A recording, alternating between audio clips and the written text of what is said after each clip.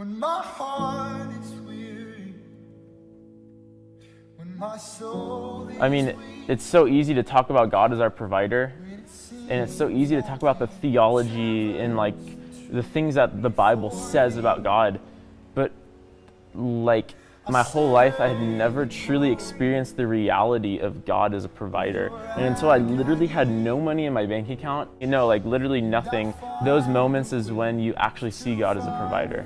Because before that, it's just words and it's just knowledge. Yo creo que para que la fe sea real tiene que involucrar riesgo.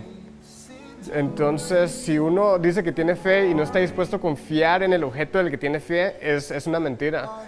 So my biggest fear coming back into missions was finances, because it's something in my whole life I had control about, and then all of a sudden it was out of my hands. I think I had a really hard time with it because I like to be independent and make my own money and not have to rely on other people.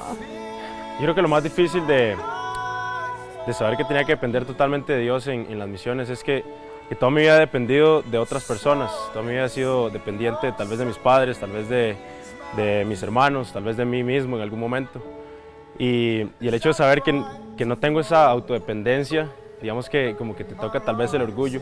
Esos momentos donde viene la duda, esos momentos donde cuando yo trabajaba a veces no me alcanzaba el dinero y saber que iban a llegar momentos donde no iba a tener, es bastante difícil. Cuando mi esposa estaba embarazada, fue igual un proceso con Dios donde tuvimos que tomar decisiones radicales si seguir en misiones o no.